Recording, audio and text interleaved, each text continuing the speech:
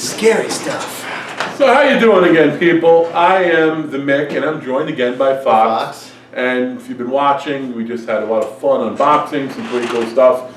But I did want to do one last video, and sadly we have nothing to open. But if you are in the Jersey area, we're going to tell you about a spot you absolutely have to check out. In Passaic, New Jersey, this past Saturday, Fox, myself, a whole bunch of other people went to the Brighton Asylum in Passaic. I know I've said it twice, that's fine, that way you know where it is, find it. It is, last year was rated the #1 horror haunt in Jersey, and I want to say it's in the top tier of the ones in the country. So I was very excited to check this out, okay? And my sister got the tickets, hooked it up, speed pass, the whole thing, which made it even better. Yeah. They even had some escape rooms, we'll talk about that a little bit.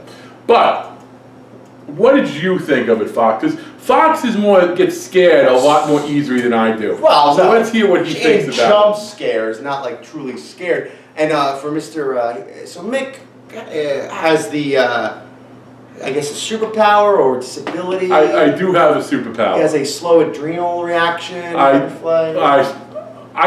get scared of stuff. Don't get me wrong. I get scared of stuff all the time. My mortgage, my car payment, terrify me. But as far as being startled, I don't have a startle reflex. He's immune to fear, and he's a psychologist. You're like Scarecrow. There you go. Dr. Crane. There you go. But so when stuff jumps out at me, I can process it before I react. It's like they jump out, it's like, oh, it's a guy in costume, hey, how you doing? As opposed to him, jumps out at him, goes into fetal position. No, whoa. No, I thought this was going to be a little campier than it was. It's really well produced, I got to say. I was startled several times because despite his immunity to fear, I had to lead the group. And it didn't consist of, so we went a bunch of people and they divided us into groups. Our group didn't include the Armenian version of Jason Bourne, which was with us. Jason Bourne is covered though. If they go back and we'll find them. Oh shit! Yeah. But in reality, the reason he was leading the group had nothing to do with him being the brave one. He had a theory that the second person is the one who gets the first. So that's why his wife was second. But in all fairness, his wife also thought by being between us, she'd somehow be safer. Yeah. So, but down the road, I can kind of queue up some of the actors in advance and be like. Well, he tried that. He says he didn't, but he tried that with me. There was one part where you're literally walking through this pit. I think it was supposed to be reminiscent of if you saw Nightmare on Elm Street when they're walking up the stairs and the stairs started to become glue. Like they did essentially a ball pit of sorts. But it would take like a ball pit mixed with sand, that consistency to get through. So it slowed me down a little bit, and I think he went ahead and told the guy, hey, this guy's coming. I cued it. Well, they're. I walked up the stairs, I got there, this guy jumps in front of my face and like screams, and I'm just looking at him, and he literally says, he breaks character, I tried to scare you. I feel like I ruined his day. You know, but nothing against that. That's me. I enjoy looking at that stuff. That's why I watch horror. I like that thrill. I like that rush. And in theory, some of those places.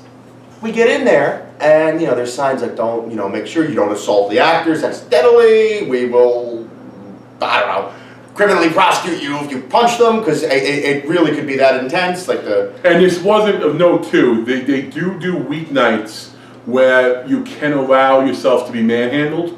Like, I think you have to wear something that says it's okay, because it's supposed to, in some haunted houses, they'll kidnap you, stuff like that. Yeah. This wasn't one of them, so it's essentially, they're not touching you, you don't touch them. They're not throwing bump. Well, they bump you a little, but, like, not in a, they're not actually, I saw one girl, she's suing because she was literally waterboarded from a horror event in California during the news. Well, if it was one that she gave permission to. But I mean, then again, sometimes you got to do what you got to do to get that information out of them. So. Well, we're talking about the haunted houses, not a terror. Yeah, well, it's modeled after an asylum, although it's a very functional asylum because it comes equipped with its own active mine. What else they had? They had a meat room, like a butcher shop. They had, So I'm glad the inmates are actually paying off their stay. So, they had, and I do want to comment on this because it's something we discussed on our Halloween episode that launches tomorrow. I have no problem being a mental health professional. I have no problem with them being in an asylum. it being the setup for, because it's about horror. Like for me, it's no more of a danger depicting those characters that way than it is depicting like a stepfather in a horror movie as the bad guy, because it's not saying all stepfathers are bad, or saying, you see what that guy in the hockey mask did? All hockey players are bad. Yeah. So you gotta, in my opinion, it's okay. I'm not against exploiting people. That's different, but it was good fun. It was a good fun time, and the production value was phenomenal. Like at first when I saw the price, I'm like, that's really high for. But then you get in there and you see all the things they have in it, and they put you to work in there. Listen, I don't get scared, but as a bigger guy, I'm going to tell you there's several things that terrified me. One, you kept walking, and the room's getting smaller and smaller, and at a point you're like almost crab walking underneath stuff. It didn't just terrify you, Mick. I survived though. I got through. There was a clown holding a chainsaw that literally was stunned for a minute. He was like, "Oh, we got through there. How about that?" I think the clown was thinking, "Do I have to use the chainsaw to open it up a little bit more?" As we were going through the makeshift mine shaft that they built, I guess some of the inmates were seriously worried about a cave-in. So. He's a funny guy. I was gonna try to walk it off. No, I get it. And there was even a part where we had to grab a little metal bar and throw your body down the slide almost, right? Yeah. Like that. Hey, that's cool though, because anyone can walk around the house with stuff yelling boo, but the interacting. And then there was this thing with the wheel, giant spinning butcher wheel, which I'm not gonna spoil for those of you going, because it might have been one of the coolest things I've seen in an attraction like that. But if you have a chance to go, if you're in Jersey, and I think it runs a little bit after Halloween, you have to check it out. Yeah. If you don't do the speed pass thing, I think it's around $30, which, again, it's a long trip. It's not a 2-minute thing. We went there, what, 20? I'd say 20 minutes, almost 20 minutes, and the rooms they constantly change in the organization. Like some of it's like a maze, and at first you're like, okay, I know who's an actor and who's a prop, because some of the props, they have skeletons and stuff hanging, and about 5 minutes in, I could not tell the difference, because I was like, all right, I know this is coming. Awesome, because he'd be slowly walking past something that's clearly a stuffed dummy. He's like, I know that guy's gonna get me. And then the thing that he thinks is a stuffed dummy, all of a sudden starts to talk to him. Yeah, I grabbed one of the statue's boobs when I first walked in, so I'm glad that I stopped that behavior. Yeah, it wasn't a boob, it was a chest muscle. It was like a guy statue. It was real weird.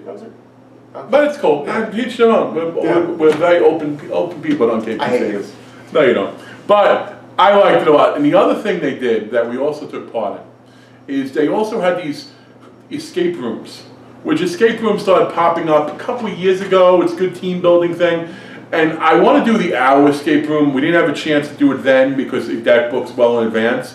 But they did a few 5-minute ones, and we did 2 different ones. The 5-minute ones, I think, you don't get the full experience. Plus, you get sped up in theory a little bit more, so that's good. A little more time, because by the time you're getting situated, because if you have a group, it's like, ooh, what can I do? Well, exactly, yeah. And it is a tiny space. The room, in all fairness, is probably not much bigger than the space you see us in here now. Yeah. But it was fun. It was the first one we had to disarm a bomb, which our Jason Bourne guy almost did it. Yeah, but we failed miserably and everyone died.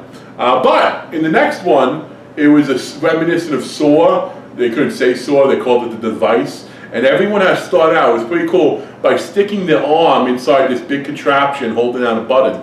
And they said if your hand came off the button, you lost, and the thing comes down to cut it off.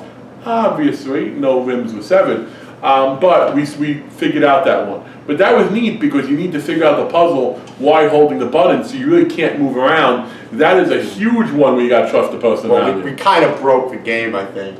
Well, we spun the knob a little bit tough. We got it back on though. We legitimately, we did it with 30 seconds left, but we deactivated. Some of the staff there, it's like they had to call in engineering to get Jigsaw back on the case, But again, me and Jason Bourne, he was there to help us out. He was there. He kidnapped Jigsaw and ended it early. Yeah. I don't know, folks. I recommend going. Yeah. What about you? Those of you who are from the area, what spots have you gone to? Have you gone down to the one in Philadelphia, which is supposed to be the best? What do you think? If you went to this one, what did you think of it? Talk to us. Leave some comments. We will get back to you. And Mick warned me. He said you got to keep this PG. So I did try my hardest. I think I did all right. Yeah, you did. You absolutely did good. Absolutely, Yeah. absolutely. Yeah. You want to hear the un-PG version of him? Then click the links below. Yeah. We'll have some fun.